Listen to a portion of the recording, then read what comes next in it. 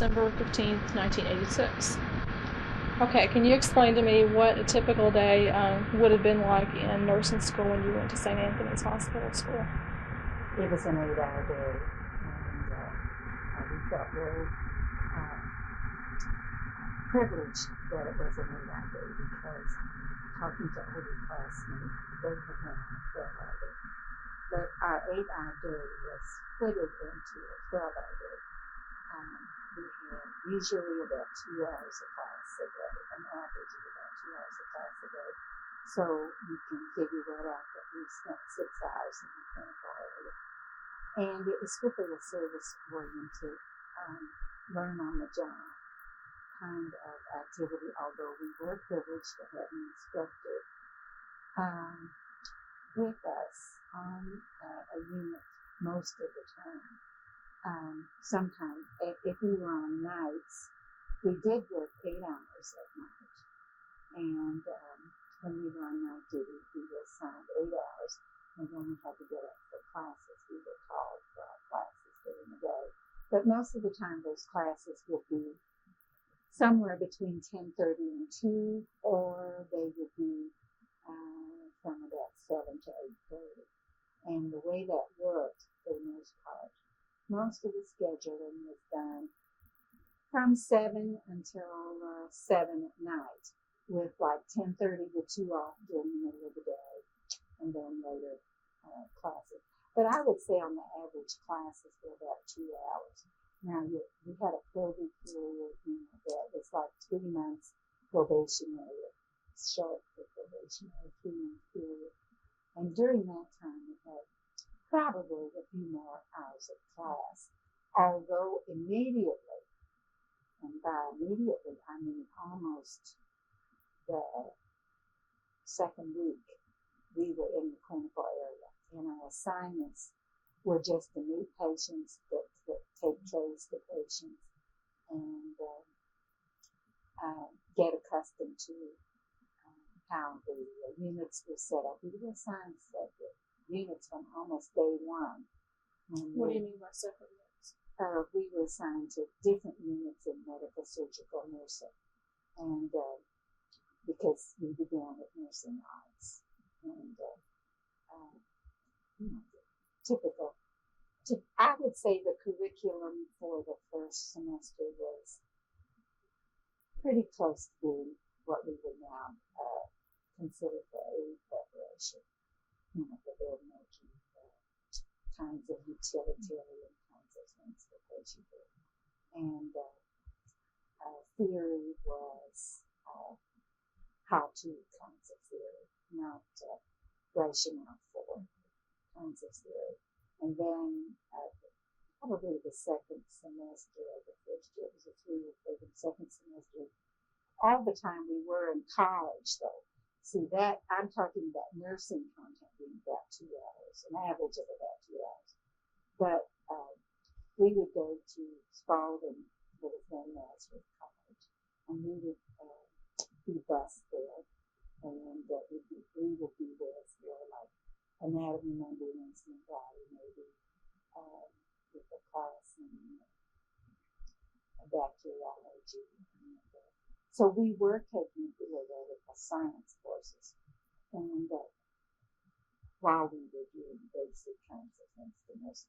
Then after we were there 6 months, they made a decision on whether or not, after getting our first semester grades from the college, we would be tapped. And at that time, we lost a few people for various and sundry reasons, academic, inappropriate career choice, whatever. And so I would say maybe we were admitted with a class that got very bad. I think something that maybe they might have been kept. And then out of that class, we graduated 17. So you lost somebody along the way. Academic, some behavioral, a lot of, because such things as if your hair touches your collar, you get to know the meds. We were never allowed late admissions after 11:20. We had no vacation. and no time off, no days off. We couldn't spend the night at home if we lived in Louisville, even if we weren't due to go on duty until like 2 o'clock in the afternoon. It was a very, very disciplinary, strict convent type living arrangements. We signed in, the person signed out. We had bed check at night, and it was strictly I think I went about maybe 6 months without a late fee because I would either forget to take fingernail polish off, and chapel was the day. We all went to chapel in the morning, whether we were Catholic or we had a lot of non-Catholic students, other kinds of denominational students, and admitted. However, I was older when I had entered because I had already had 2 years of college. I had gone to junior college and graduated with a major in science and some teacher preparation. In those days, normal school type of curriculum before the teacher or basic teaching, elementary education. Could I ask what made you decide to go into nursing? I wanted to be a nurse from the day I graduated from high school. I looked at my old annual, and in it I had indicated that I hoped to be a nurse, but my family were very opposed to my going into nursing. We were a family of teachers. I was like 3rd generation college, person. So they expected me to go on to college and complete, for teaching. And I had a scholarship offered me in teaching following the 2 years in the junior college. The college I went to is no longer a college. It was Sacred Heart Junior College on Lexington Road. It later became Ursuline College, a 4-year college. In fact, I was the last graduate of the associate degree, granted an associate degree from the college. They moved into, and that was 1938, they moved into a 4-year college, Ursuline College. So I was offered a continuing scholarship to stay there, but I had thought, and they were planning me in laboratory technology, and that was one of the majors that they included in their baccalaureate curriculum, and in the new college. And after living through bacteriology and looking at unknowns and lab work and sitting 6 hours over a microscope, I decided that my original interest was nursing. I had received a scholarship to a 5-year program in the University of St. Louis. But the more I thought of that, we were a large family, and I hated to leave home. And there was going to be a question of expense with going back and forth and everything that I didn't think I needed that into the family. And it was during the Depression years to start with. So I did receive also. I entered St. Anthony. I had gone to St. Joe. It was a larger school, and I had made an application. But I was not impressed in the interview. And so when I went to St. Anthony, they allowed me to only take the courses that I had. St. Joe was going to make me take the same curriculum with the rest of the students. St. Anthony said that I could enroll in classes that were going on at the same time that would help if I was admitted there. So I took that route. So I wasn't really carrying as heavy a load as my classmates, because I had to take an elementary theology, and I believe that's the only science. I had had chemistry, I had micro, I had in fact, a lot more micro and bacteriology than was required at the time. So I took sociology subjects. I took the family, I had psychology, so I took,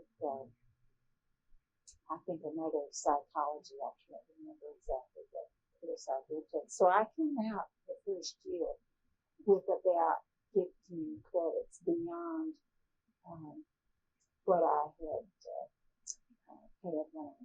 32 or whatever, I remember. So I had that, and then I had practice teaching in the model school, in the elementary curriculum. And I did some private tutoring while I was in school there to some of the students that, the families took the kids to Florida. It used to be very popular that every January there was an exodus until about the 1st of March. So there was a hiatus in those, elementary kids going to Sacred Heart Model School. And so I did that kind. So I had had a lot of other kinds of experiences beyond, and I guess I was the only. I had one other classmate that had had 1 year at college, but I believe other than that, we were the only 2 out of 3 admissions. And I'm saying 35. I can't remember exactly if it's 35 or 37. So, but I know it was, that 35 that made it beyond our first COVID kind of period. I think that our caps, they were about, it seemed like they were about 30 days of that cap. I think about 5 of them dropped. But as far as moving into curriculum, we had medical surgery. Our curriculum is set up on the same basis as medical specialties. They're med-surg nursing and pediatrics and obstetrics and psychiatry. Not all schools require psychiatry. No. I entered in 38 and graduated in 41. And the State Board of Nursing did not require students to teach psych at that point. It was required at a later period. I also was privileged. They selected 2 students each year to have public health affiliation with the county health department. The city and county were separated at that time. And so I was, they also selected 2 students who could go to VMA and 2 students who could go to the league at that time. So I had Jefferson County. Mostly the nurses at that time were involved with trying to sell immunization because they had a lot of bias in the country, in the county areas. Rural areas had a lot of opposition.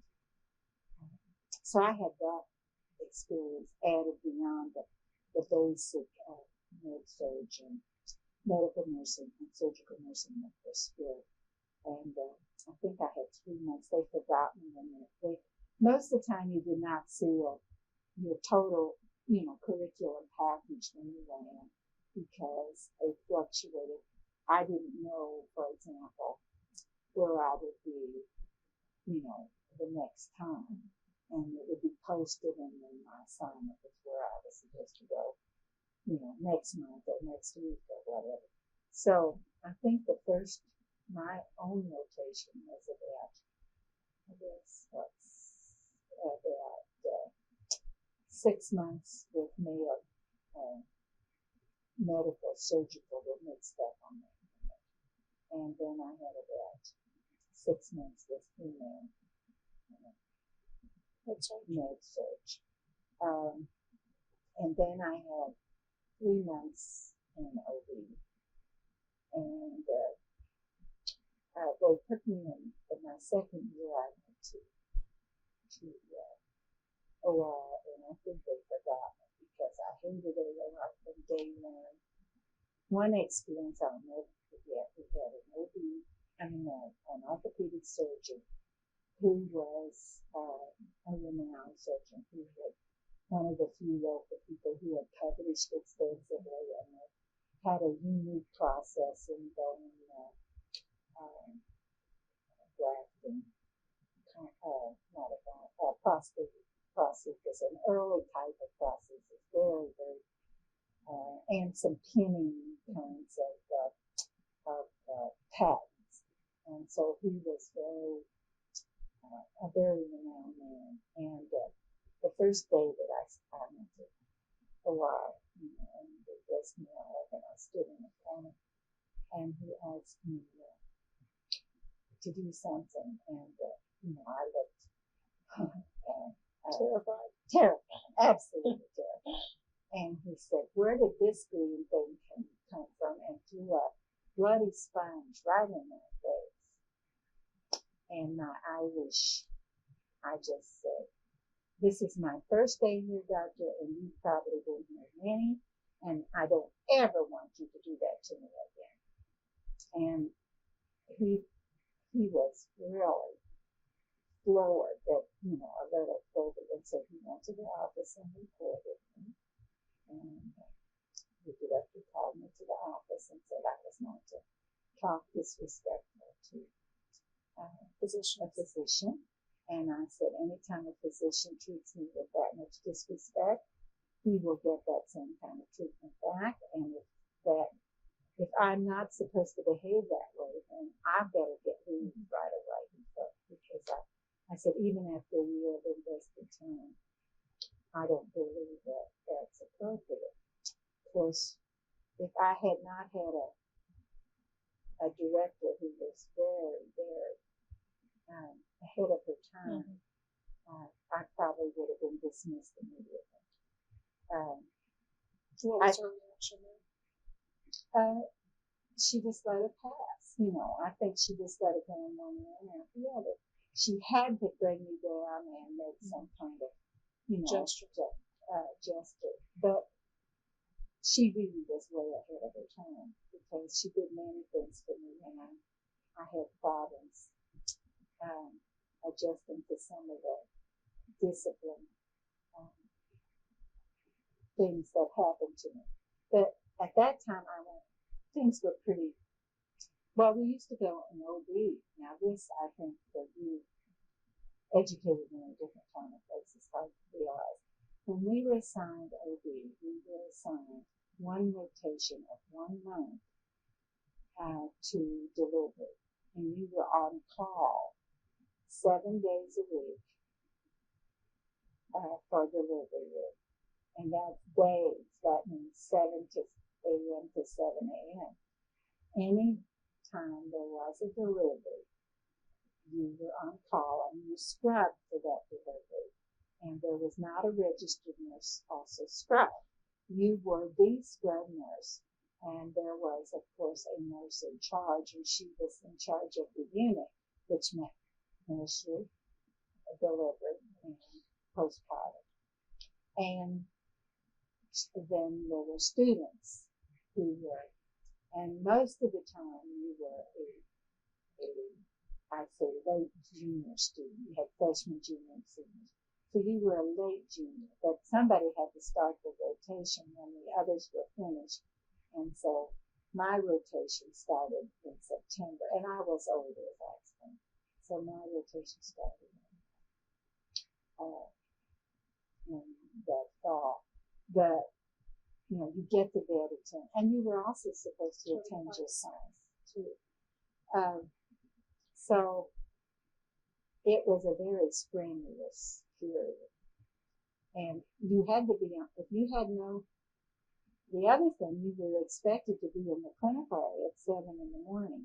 You had a regular rotation, and then you were on call the rest of the period. So, it really, when I think about that time, I really wonder, as renegade as I grew up always resisting, what was expected. And I often really wonder. I think that the only reason I really stayed, and if I really thought about it over the years, if my father hadn't been so adamant about his not wanting me to be a nurse, I don't really think I would have ever really persevered. I would have probably left and gone back to college because he wanted me to be a teacher so badly. I think that I was resisting somebody telling me what to do from the beginning. But then once I had made that decision, I think I had to stick to it because I wasn't going to say it. You were right, and I was really wrong. So two things I ought to mention on this about the whole medical surgical thing in terms of quarantine delivery. If you can believe there was no antibiotics. So patient care was really human touch kinds of care. There was hands-on turpentine scoops for infections, any abdominal infections resulting from, and many of them from ruptured appendices. What did you say? Turpentine what? Turpentine scoops. They were like, we would have a whole boiler sitting on a burner, and it would be cooking the hot water and the turpentine, and you would immerse sewed together squares of flannel into that hot turpentine, and you would squeeze them with, you had tongs and you would squeeze them, and then you would apply those to the abdomen with probably a hot water bottle over the top, and then a large abdominal cotton binder that you safety pin together. And in my senior year, which would have been beginning of 1940, the Army had just started admitting large numbers of people on the compulsory draft in 1940, beginning actually the draft getting in full gear in January of 1941. And the first time I saw in the SALFA preparations, we had a rotation beginning our senior year that we could follow, choose one or two patients and follow them from their admission. And that was revolutionary because none of the other students that I knew had that from other schools had that kind of opportunity. But we did get to take a patient that had been admitted. I can recall mine very vividly. He was about a 70-year-old man. He was from the Elizabethtown area, rural area. He was admitted with a ruptured gangrenous appendix, had been about 2 weeks at home. He was taken to surgery and opened with a very hot peritonitis, and the doctor who came into the room loved this man. He had known him personally, was from the area, and when he was a young man, this man was in business, and he loved the man, and so he had an opportunity he did some volunteer work at the General Hospital, so he had an opportunity to bring out some drug that they had, a sulfur drug, and he emptied the powder in a sulfur preparation into the open abdomen. And when he was sutured with, of course, a drain with the peritonitis. We had very few IVs being started. Most of the time, fluids were given if the patient couldn't retain any fluids, or if it was inappropriate that they could not have fluids. We did have Librium too that we put down. We had an old wagon steam type suction of bottles, and we put the bottles. And give mostly ice chips. But if the patient didn't have it, it was very rarely that you gave IVs. We gave what they call proctoclysis, a drip into the rectum.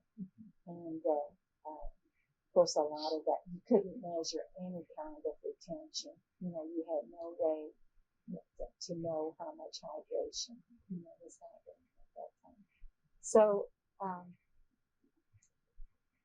I would say that I really got a better education than any of the students doing it, because I came in with a science background.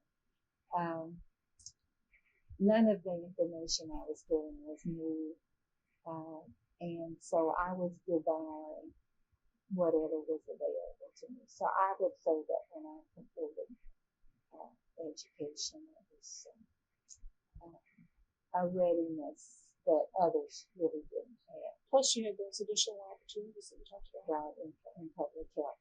The other thing that I would mention was, as far as when talking about antibiotics, nursing practice, in that senior year, we started giving our first antibiotics, and the one that I can recall was called Neopronticel, and it was a red liquid that had to be injected.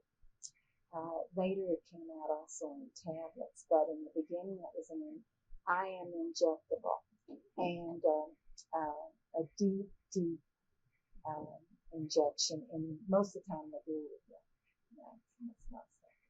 And it turned the patient absolutely red. The person looked like an Indian. The urine was red, absolutely crimson red. So it would mask any kind of internal bleeding. As How I long look did that back, effect last? it was the only antibiotic, so we had to give it. Let's see if I recall. I believe we gave seems like it was an enormous dose. It was like 10 to 15 cc's. And you can imagine, we had a lot of times very, very emaciated patients. Actually, they were only, I don't even know if it was really a widespread, or if we were kind of one of the research areas that, because they never told nursing students anything. If doctors had, the only way that I knew is the day I was in operating room, my doctor brought up the powder, sulfur powder, and gave it, shook it with. And now we're talking 1940, so we're not going back. We're going back now 40 some years. But when you're thinking about it, just, in my career lifetime, to go from absolutely no types of anti-infectives. So your drug regimen was so limited. So we were not a pill pusher or a medication nurse. And you didn't need IV people because you called an intern or an extern. We made that differentiation because there was an intern was usually a person who was internally in medical school, also being employed as an intern while he was in medical school. An extern was one who was required to do an internship after graduation. Awesome. And then residents were post externship, who came. Most of the residents we had were residents in surgery who had maybe some practices, in medicine, or residents in OB who had been in private practice for some time. But the school was approved for an internship. The hospital was approved for an internship in residency there. So we did exist with interns and residents. A lot of hospital diploma programs didn't have that luxury, but we did have that luxury. So they did. When there was a blood transfusion, most of the time it was person-to-person blood transfusions. Very rarely, occasionally we'd have a group of firemen show up. If they had a fireman, who needed blood, they would show up and go upstairs and in the OR chamber and have the blood taken. And then there was no long-range storage. However, all those techniques were developed very rapidly beginning in 1941 because of the war coming in December, or really in 42, before, our men were really catapulted everywhere. And with the nursing, nurses joining the nursing corps. From my own 17 that graduated, I joined immediately. I sent my application in. And I also sent an application to the Jefferson County Health Department, where they notified me that I would be appointed, that I could start my job September the 1st. I was graduating in August. This was the health department. Yes, and I could go to work for them for $125 a month. Was so excited, and I told the director that I had this position, and she said, "You can't take it." And I said, "I don't understand. I finished in August." And she said, "No, you will have to stay here as the instructor in fundamentals of nursing." And I said, "Well, why would I have to do that?" And she said, "Because we don't have anybody, and you owe that to your school. And so what will I be paid? $90 a month." So I already had my $35 cut. Then I had to go, because I did not have a BS degree. I don't know why I automatically did that. As I sit here, I cannot tell you why. I let somebody treat me that way. No, that I had to do it, not give it to me as a choice, and that I couldn't accept an appointment to the nurse corps because everybody was going off to the service, and there was nobody, and they had this large number of students being accepted, and that she had discussed it with the Board of Nursing, and because I had had this additional college and I had taught, that I could come down and have an interview with the Board of Nursing, and they would give me provisional approval as an instructor. I still don't know why I followed blindly and didn't take my job as I had offered. In fact, I was told I couldn't do it, and I still don't understand to this minute sitting here why I ever. But I guess it was just that I thought it was the thing to do. I really couldn't tell you why I did it. So I started right away. My first job was teaching. And here I was teaching new students the first semester. And because of the critical shortage with so many of them running off to the service, the floors were just really, critically short. Nurses, students were in charge on some of the units. And I taught the first nursing aid course in this, that I know of, and I know it was the first one there. And I developed a short-term 6 weeks course, and I had nursing aids, and I taught that along with my fundamentals. Plus, I went to school. For your baccalaureate degree? I started working on a baccalaureate degree, and then second semester, I was told I had to teach the instructor who was teaching medical surgical nursing left, and I had to teach medical surgical nursing. So I always tell my husband that to get out of that awful mess, I married. And I agreed to marry him in June. And so June following my first year in teaching, I resigned from teaching and I married. And I decided, well, it was such a critical shortage. Then I went ahead and activated my application thinking my husband would be drafted. And so then when he went up for review, he was not accepted because of an earlier history of medical history that they were concerned about. So he was not accepted, which really surprised all of us. And then I stopped my application. Was the teaching that you did mostly clinical, or did you involve classroom too? Classroom and clinical. You had to follow up your nursing students. However, we had a sheet. In those days, you had a sheet with every procedure listed. And every nurse carried her own procedure sheet, and it would be signed by the nurse or the instructor, whoever, checked her off on at least 3 times a certain procedure before she could do it without somebody being with her.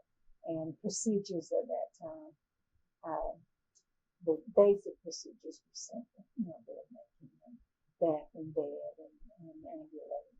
medication, and oh, you had no rehab, so when you had stroke patients, you used your own ingenuity if you wanted to do, you thought about, which I always thought about range of motion, even when they didn't teach us range of motion, but to keep things from atrophying, I thought, well, that's a good idea to move people. So, but you did all that kind of thing on your own. And did all those procedures have to be covered? And all those, all procedures. Well, you didn't have a procedure for range of motion or anything like that. You kept the patient in bed and that was done at the end of it. But then you had to cover all those, and you had to cover such simple things as preparation for communion, of course, preparing the patient after that. Some of the others. Oh, well, of course, all of the, like, suctions, Wagenstein suctions. We couldn't remove tubes or put down, balloon tubes or anything like that. Gastric tubes, we call them. We used the Dr. Levine's tube and Dr. Wagenstein's suction apparatus, which were just release bottles with all the connections before they went to the automatic press. We just had the bottle sitting on the floor and on the tripod. But then we had like the applications of compresses and stoops, turbine stoops, irrigations, enemas, irrigations now. So we did all kinds of throat irrigations because of all, strep and staph throats and things like that. And that was the typical kinds of nursing. How many students did you supervise in clinical? I didn't have anybody. I mean, I was the teacher, and so you had all the students. I had all the students, and I sprinkled them around the different floors. And then your supervision was really indirect for the most part. I usually tried to check one of the three. I usually tried to check them off on one of their three, but they're oftentimes the staff nurse. We had catheterizations, all types of irrigations. I'm trying to think of some unique things that we thought about today. Besides, well, of course, the proctoplysis of I don't think that there'd be any rationale for proctoplysis. I don't even think that the terminology would even be understood today. But I was trying to think of some other thing. Well, you would have a dressing room nurse after you had had surgical experience. Then you might be assigned just surgical. We had what we called a surgical dressing room on each unit, and we never changed the dressing in a room with another patient. So if you had a patient who was sharing a 2-bed or a ward, accommodation, you put them on a stretcher if they were not able to be up in a chair, because we didn't ambulate people at all in those days. You kept a hernia actually on his back for 14 days, no elevation of the bed. You kept a cataract patient flat on his back. You sandbagged the head to keep the head from moving side to side, to immobilize the head so there'd be no movement of the head. You asked for a family member or a registered nurse to be in a room with the cataract patient so that there was absolute certainty that they wouldn't move a head. That's really interesting. 14 days. I'm trying to think of some of the bizarre kinds of activities that were good nursing care. The dressing room nurse changed all dressings except for the first post-op dressing. The doctor usually looked at them in the first post-op dressing. After you had had a surgical experience, you did your new sutures. we were not allowed to take blood pressure. Blood But pressure you could was remove reserved, sutures. but we could remove sutures. What type of relationship did you find that the nurses had with physicians then? Strictly master servant. And, I'll pinch you if I can get you in a corner. And, most of the nursing students were absolutely scared to death that if they had a problem with the doctor, that they would be dismissed. And until our senior year, even including our senior year, because see, I graduated in August and the war started in December. But nurses were beginning to join the Corps, and so there was beginning shortages. Up to that time, nurses were paid $5 a day. And the nurses that were hired at St. Anthony as staff nurses lived across the street in a couple of old houses that they rented or owned and rented to them. That was included, board and meaningless included with the salary for the nurse. And if she decided to live elsewhere, she didn't get any extra money because at that time that was, and so as I said, my first salary was $90 a month as an instructor in nursing. So, you can't do that. What about other health professionals? What was your relationship like with them?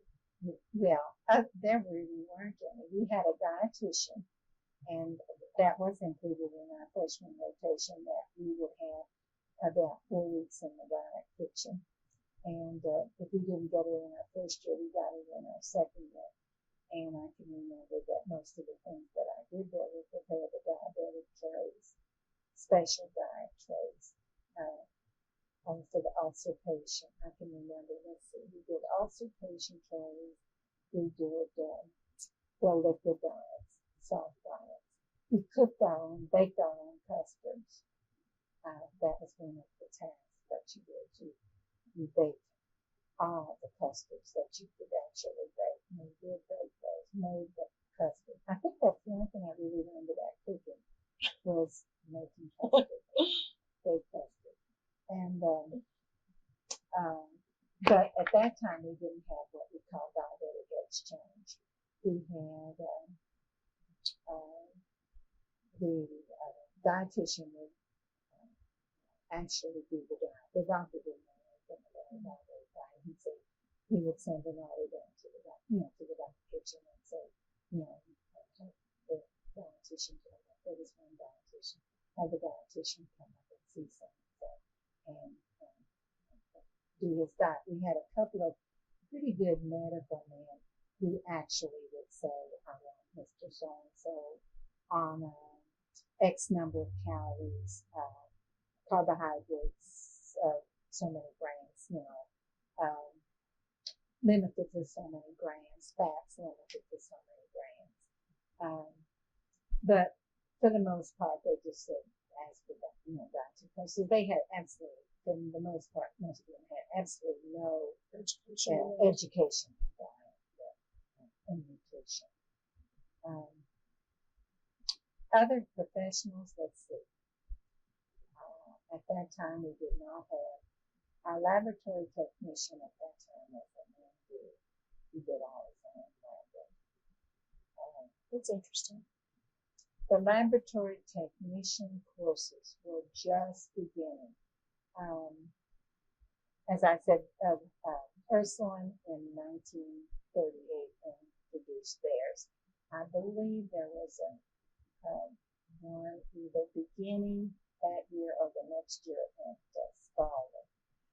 Dr. South, and I can't remember her name, was held a position with the Kentucky State Health Department, and it was located here on 3rd Street at the time.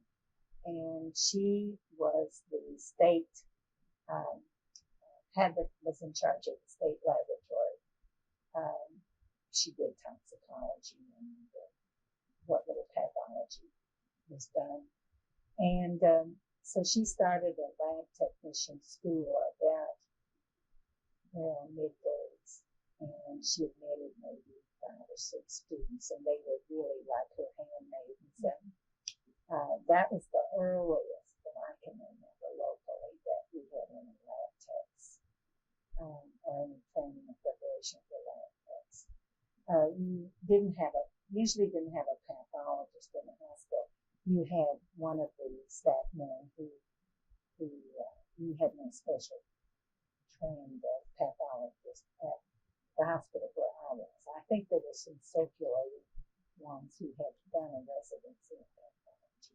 Your X-ray department, we had one of the sisters who did the X-ray department, and we did get an assignment to X-ray, and our assignment there was to pick up the patients and then see.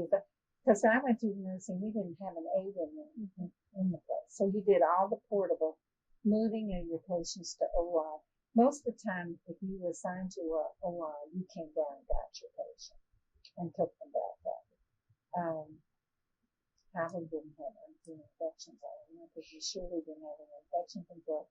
I would put on my scrub dress and my scrub cap turban, and in the morning, and I would have my mask, and I would talk the patient in and out, and when I took them into the operating room, the only time I had to put on a gown was if I was going to scrub, and then I'd have to, actually scrub them during the glove, but if I didn't change mask each time. I mean, I can think now, infection, miracles, but we really didn't have any wild resistant strains at that time, staff, so, that developed out of the antibiotic era. You talked about some of the changes that you've seen. How did you see your role as a nurse change and the different positions that you held after your first position? Well, my family never wanted me to be a teacher. I never thought I'd ever be a teacher. When I married, I did not want to leave nursing, and I discussed it with my husband. I was married to a very strong man, German Americans, and he had never even thought of whether I would work or not work. I don't think we ever discussed it. I thought I'd have babies right away and was anxious to have them.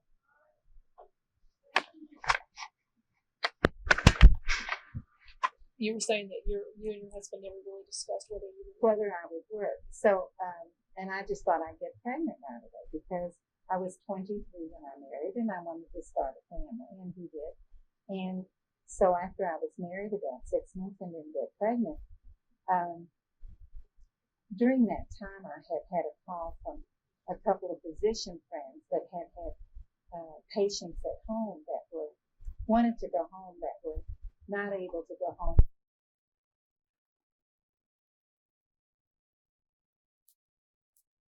Apartment, and I would get a call from one of the doctors, and I remember one particular time that I went during the day that a chauffeur picked me up about 9 o'clock in the morning and bring me back about 3, and my duties maybe were to try to get into this patient, particularly to eat and to make sure that that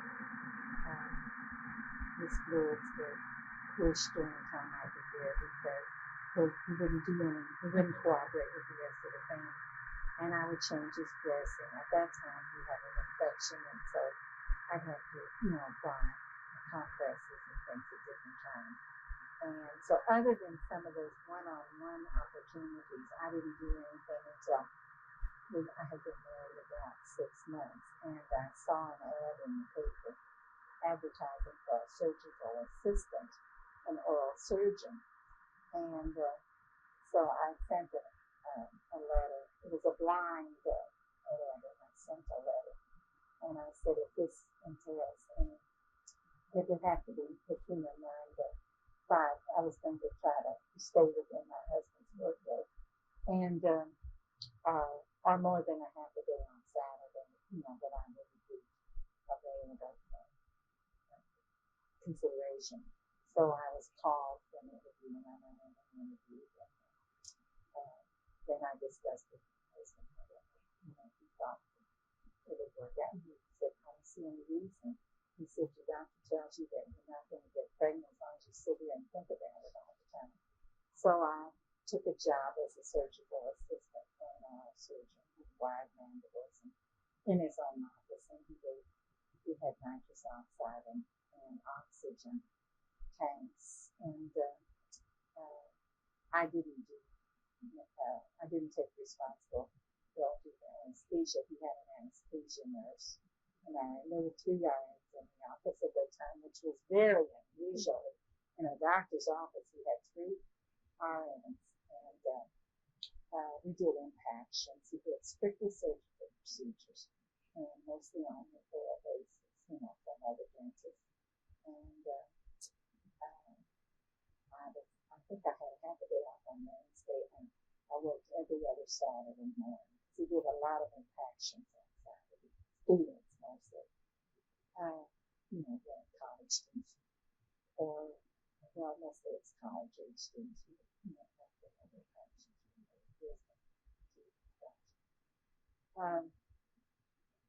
And I worked with him for a year, and I left because I did finally become pregnant. And so then during the war, I wanted to stay active in nursing. So I agreed to take 11 to 7 calls to the nurse registry for emergencies only, and usually one-night stands. I mean, somebody critically burned during the night. So I was called a lot of times. And for reimbursement or not reimbursement, we didn't really, this $5 was really what they were paying at the time for an 8-hour shift or any portion thereof. Was this if a patient came in and they needed an extra nurse? If they needed somebody to special that patient. And I got a number of calls to General Hospital, and certainly there wasn't any reimbursement. Once in a while there was reimbursement. If they were like, I went to some 1 or 2 surgeries, I did several surgeries during that period of some of the minors who came up with black lung, and they did, the section, and if the patient went bad, they had to move them out from the ward because they didn't have, intensive care or recovery rooms or anything like that. So, and I might be called maybe for just 4 or 5 hours through a particular critical period or an accident. And because I could work regularly with the interns, medical students, seniors or first-year residents, I loved to go because I was learning, as they developed in the orthopedic beds of all different types. And I was usually working with one of those students with either a critically burned patient or an orthopedic severely injured orthopedic or brain damaged accident victim. And then we had an outbreak of polio, a serious bulbar polio. And I think that's the only time I had a real disagreement with my husband about it, because he enjoyed my being involved and stimulated.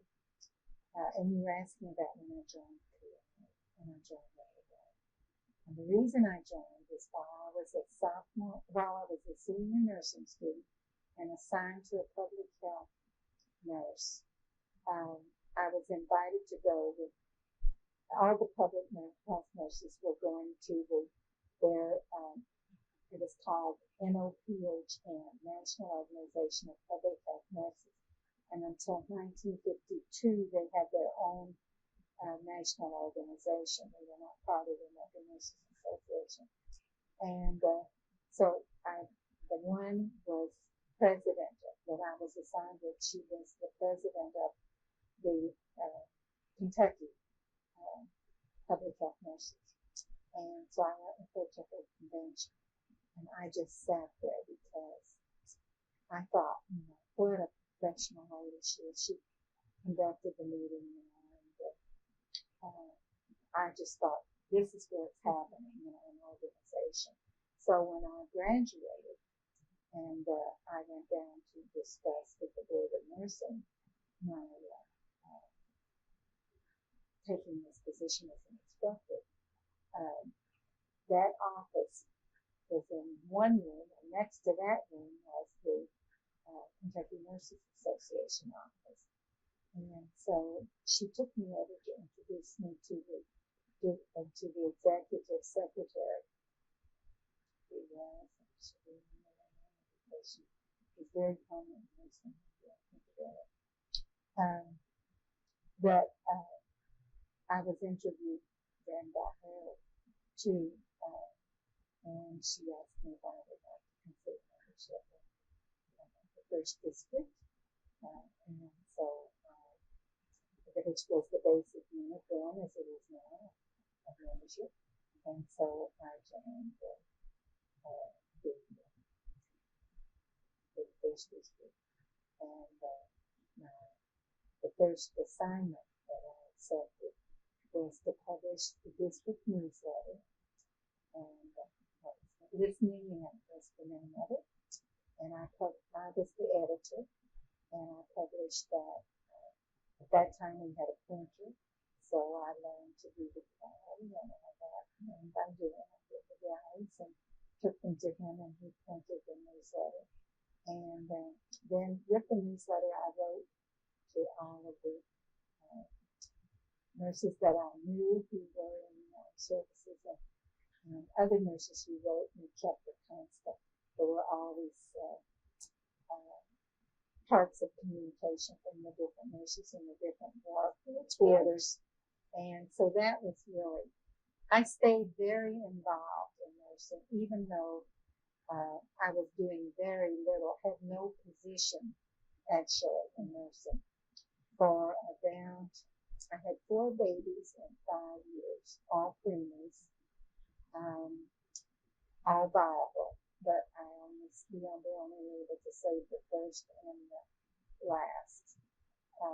So the oldest one, I had 2 sons, I had 4 sons, and most of them were hyperventilated because at that time you just had a little tube going from the oxygen tank right into the little incubator, as we called it, and they were just blown out, and which is all you can explain. Absolutely no knowledge about premature treatment and controlling the amount of oxygen being infant. And so they were victims of, before the technology was, developed. So when that happened, and it looked like I wasn't going to get pregnant again, and my youngest son was in kindergarten, and I thought, I was going to have to go back and update my education and finally get my baccalaureate. And so I went back to study. So I think the first semester I took six grades, and then I was really close enough, and I took some examinations in some of the other things to make sure I was current. And in fact, I had to take, I'm trying to think of the name of that exam that I had to take in order to come up with a med-surg grade. And so that, and OB, and actually get a current evaluation. They made me, I cannot remember that exam, but it lasted a full day. And so to study for it, I took a job with the Old Eagle Clinics baseball club, and I was their emergency room nurse for 2 summers. And the one summer that I took it particularly for is because I could take both the boys out. My husband was moonlighting as one of the typical things, or something. And I took the job as the emergency room nurse there and had very few emergencies to deal with. So I spent all my time studying this mammoth, I can't remember, comprehensive review of nursing centers, a huge volume. And I remember I prepped all summer long getting ready for that. And I had no fun. And I did the exam. And then I finished in the next year, took one more year, and I finished and picked up some teacher preparation courses. And at that time, the degree was really called, I think my degree reads BS in Nursing Education, because I took nurse administration and nurse education courses in place of some of the other courses that the actual nursing students were taking at the time. And then when I was graduating, the sister, Agnes Mann, who was the director of his father at the time, Nazareth, and asked me to join the faculty. So I thought that I was very complimented that, that it was an eagle boost to be invited. But I had also gotten a call from Sister Robert Ann, who was the director of St. Joseph Montgomery School of Nursing, and she invited me to come out to a faculty meeting. They were getting ready for national accreditation, and she said my specific role, besides being coordinator of medical surgical nursing, I would be relieved from actual direct clinical responsibility over and beyond just supervising the other clinical instructors who were actually with the students in the area, just coordinating the clinical activity, but actually making their rotation assignments and whatever, and doing some formal teaching along with the other. We were actually beginning to teaching in 1956 with that concept. So, but my primary role would be to repair the gap for national nursing accreditation. And I've been doing that for 30 years. Right now, I'm involved in doing it for KNA. But so, see, from the very beginning, I was at KNA. I joined right from school. There were a couple of years, I think. Now, our records are not that clear. They show me, I think, a member, continuous member from like 47. That's about as far as their records went, I believe. But I have my own cards from way back from my first year. I know I joined at 41, and I was active in 42 and 42. I probably was a member every single year. I can't remember. But maybe the year or two that my last one, babies were, I might have missed the year for babies. I don't know. Dues then were very, wasn't too expensive. I think they were like $5 or $10 a year. District got $1, and everybody got a piece. And I can't remember exactly when they had all the dues raises. That was kind of insignificant because I just wanted to be involved. That's how I stayed active. And then I did go to St. Joseph. I went out for the faculty meeting. I was impressed with a large faculty, a lot more faculty than I had started. The hospital was very supportive of an education program. They said, I could see in the beginning there was service connection, but we got that pretty well split down before we got a accreditation visit. And we were accredited visit. So I went to a accreditation visit the year about 57, and then we were accredited that year. And then we had marvelous faculty. I stayed as coordinator for 2 years, and then I was promoted to the assistant director. And then we began taking a look at the nursing curriculum. That's what they would do this one. nursing service assignments, and we controlled all our assignments. We decided to visit a program, a diploma program in New Jersey, that had been a part of the original research group researching 2-year associate behavioral education. That was one diploma program. So the director's name was Amy O'Donovan, and I wrote and asked if we could come up and see them. And took 2 faculty members. One of them was Ruth Craddock from U of L, and the other lady has since retired. And the 3 of us went for a visit.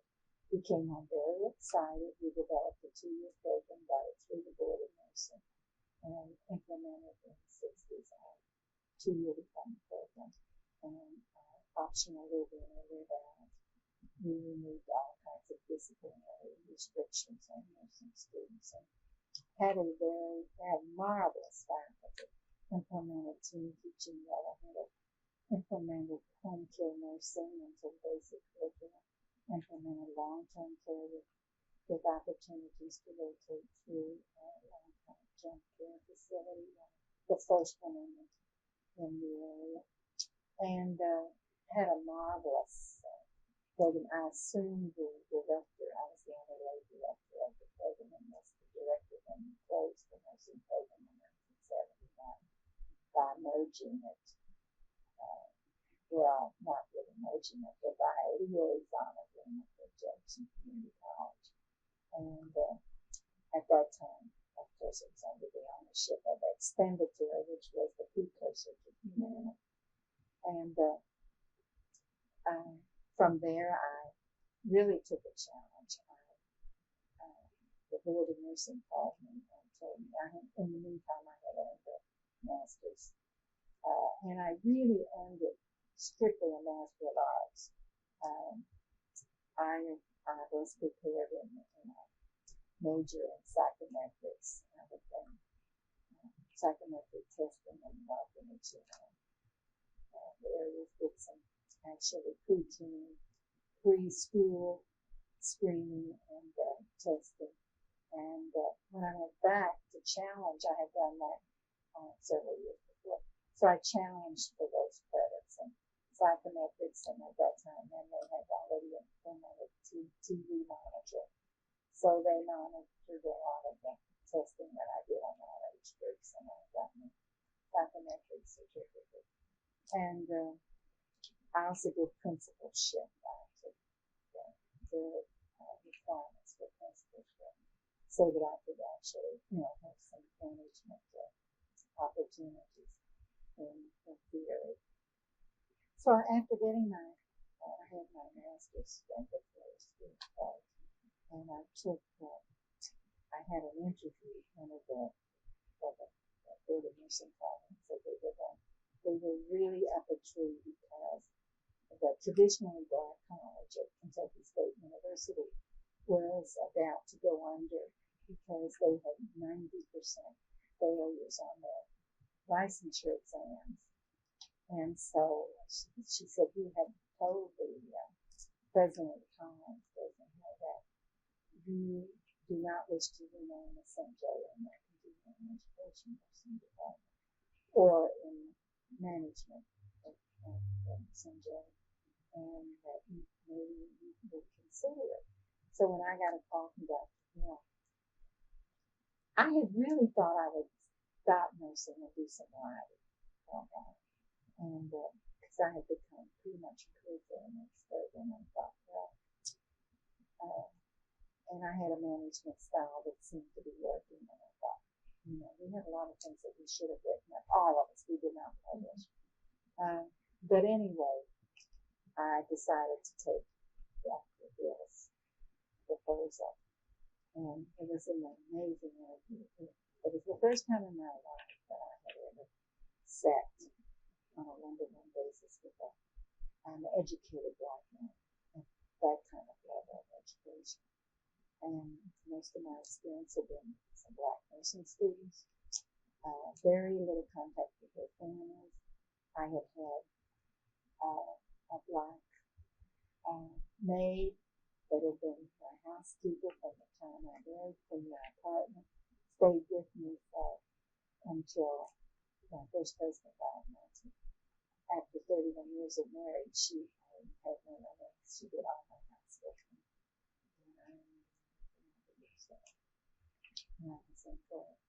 And so I took the job. I was so impressed with it. He asked me point blank, "Are you prejudiced?" And I said, "Sir, I really don't know. I've never been a minority in the campus." He said, "Well, you'll be the first white that ever did that in this universe." So we do have an assistant vice president who is, but other than that, no one at that level. So I asked him if I could have a free hand. He said we have to get. I said, "But if I can't, we will be accredited." I promise you, I don't know that, but I will. You will be accredited student before I leave. All he wanted to do was get squared for the board. He didn't even dream about graduation. But God was good to me. I was able to pick up a couple of really faculty members who had taught me before, and I started going to every class and listening to what was actually being taught. I couldn't find any major problems with the way the curriculum was set up. But as I went and moved around in the class, I saw that they absolutely couldn't take notes, that nobody knew how to take notes, that if you did oral testing, they could regurgitate and do a good job of oral testing. They couldn't write anything down, in terms of written test statements, phenomenal. So I had no money, and I had a lot of plans. I had been active as I said, professional organization, and I had been active while I was president of this association from 66 to 68. I had become involved in an interregional continuing education consortium out of St. Louis. I had met a lot of people, particularly when I was a part of their grant writing ad hoc committee. We wrote a grant and I funded for 3 years. I had also written a grant for KNA, continuing ed, and had been funded and directed that project. So I had had a lot of contacts with Washington. So I called a friend of mine at Washington and I said, "I've taken this black job at this black university, traditionally black school." And I said, "I need a learning lab. I've got to have reinforcement. I've got to have it fast." And I said, "They don't have any money." I thought when they told me what my budget was, $1,200, I thought that they meant that was a month and not including salaries or anything. And I said, I didn't realize that it was $1,200 a month, including the secretary's salary and materials, educational materials. And I said,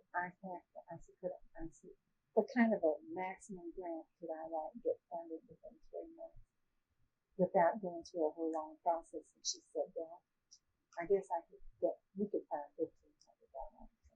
She said, "Can you meet me?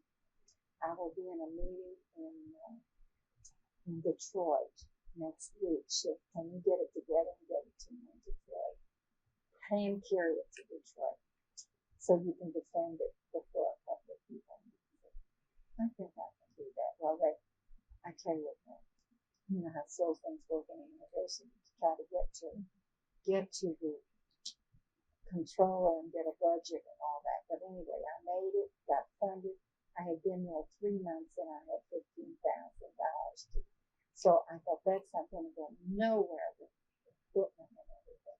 So my husband designed a little box up there with shelves, and he designed it for me. I took it down to one of the carpenters and they built it for me, and we set it on just at a table so we could scrounge around. And I took one of the nursing offices and adjacent to my office, and we started a little learning lab, and I forced every faculty member to tape her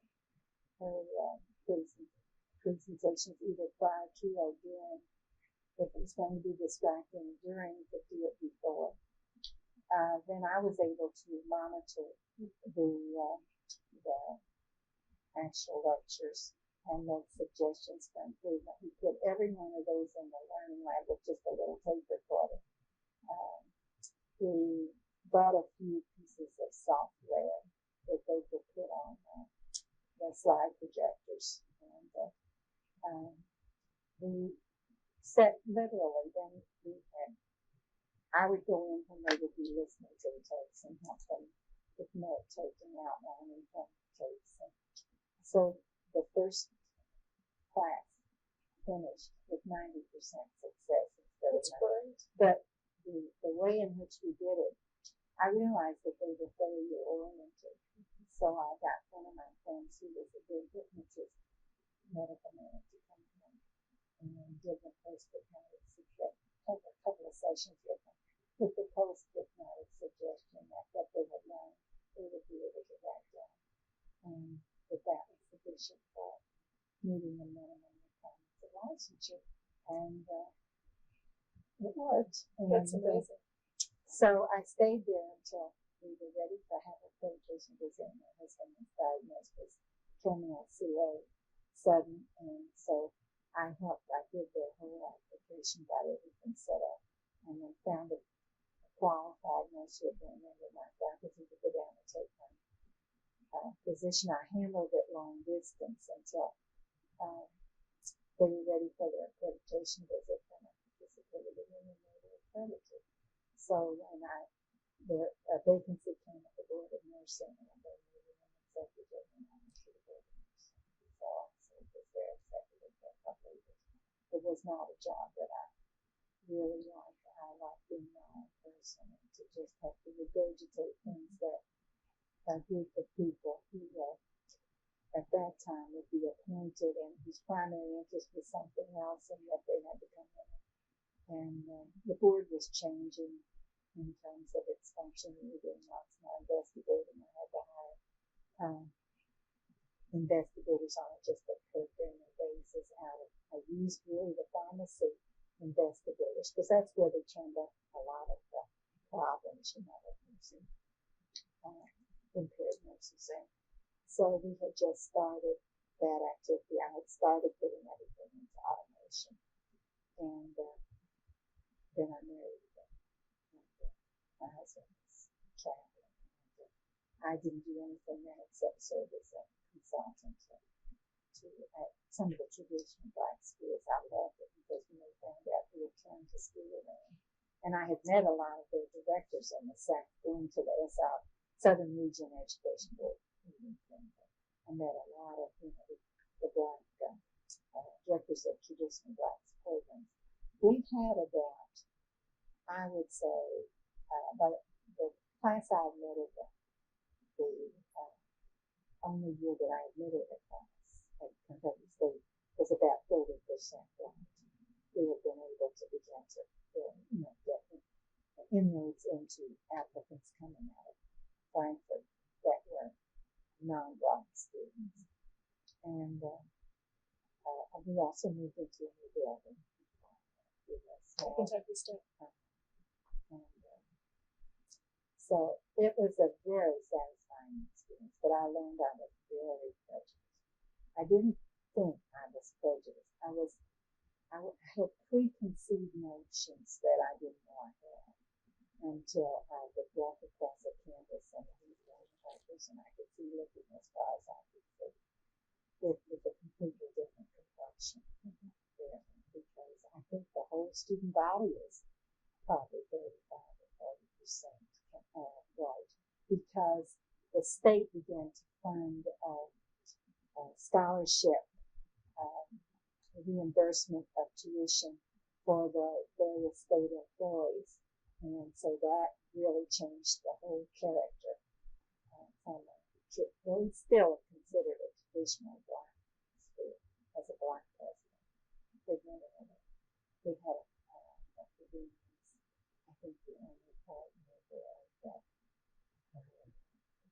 I don't know really how much percentage the faculty is, but I'm sure it's it's motivational.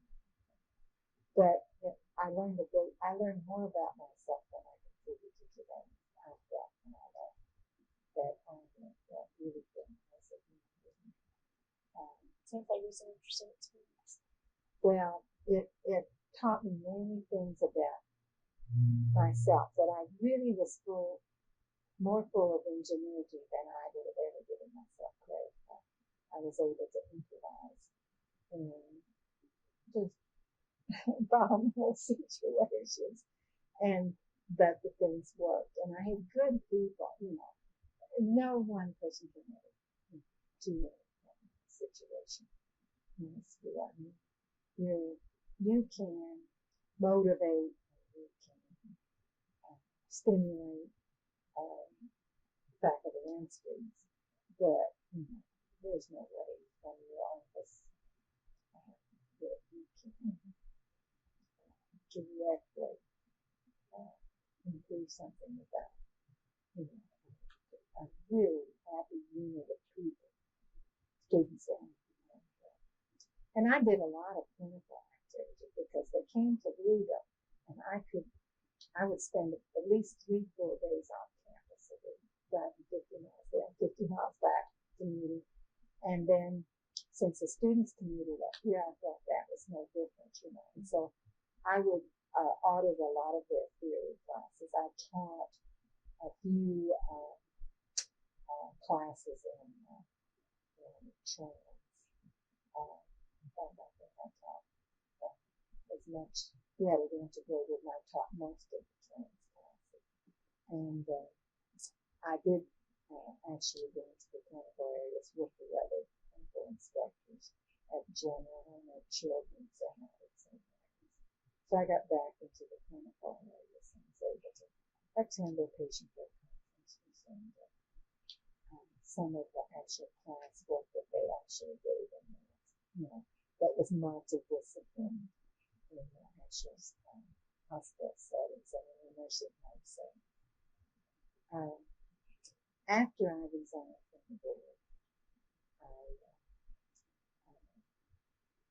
didn't do really anything other than consultations with some faculties until 1980, and then we returned, I was in retirement, we returned to Louisville to live. We had been living in New Orleans and part of the year and out in South Dakota and here a couple of months out of the year. And so when we decided he retired and we decided to stay here, one Saturday I got it's a committee meeting and they were getting ready to have accreditation for the continuing education visit. It was January about 80, and they would do a visit. They had submitted a preliminary application that was so incomplete, and they didn't know which way to turn. And they had an opportunity for accreditation after a March site visit, and they asked if I would consider coming to work with them. And I said, no, I would thought about it again. I am working for myself. I said, it's possible that we could agree on a minimum amount of time that I would consider consultant, independent, self-employed consultant contract. And so we negotiated a contract, and that contract here is not an average of not more than 30 hours a month. So that leaves me to manage what they need with as little time as I actually need to be here. It helps KNA because they are financially strapped. They really couldn't pay a qualified nursing educator with the continuing education experience at this point in time, with the amount of income they receive from CD. So, and as long as I can serve the purpose I am now, I swore that when the accreditation site visit to myself, I promised the last visit in 1984 that I wrote everything down so that the next person could come in and could handle the accreditation process, getting the self-study underway, getting the application together. So what happens 1985, 1985, 1984, ANA, after we were visited, they began to study a new accreditation model. So 1985, they assembled all of the CE consultants and administrators across the country from the 50 states. Well, not all 50, because not all of them had the accredited process. But to Kansas City last fall, and then I learned the model, criteria, and standards were going to be implemented. And I just learned about a month ago that our accreditation would end up with not end until March 88, but we would have to submit an all-new application under new criteria before August 1st, 1987. So here I am going through. I would hesitate to tell you how many accreditation processes. I serve as the continuing education consultant to the Humana Corporate Office, and I have prepared 2 applications for both kinds. They have been accredited 1982, 84, and now they're coming up. 80, no, well, it was 82 preparation. They were accredited in 83, 85, and now 85 to 87. And I understand that I'll be asked to do the next one under the new criteria. So I guess if you'd say at this point in time, my expertise lies in accreditation of educational programming. I've been asked, can you evaluate for their accreditation of their CE? I was asked to critique the implementation and to serve as a member of the group neighbor site visited. And I've been on the board, the advisory board of the U of L since they started. And I asked this year, please excuse me, and I asked to be taken off them. I've got 10 years. It was long enough. And, so I asked to be reviewed. It's a little more than 10 years, actually. I'm 70. 72, I guess. I'm 72 until 86 is long enough. So I asked to be, I told them I would be happy to help anybody critique anything,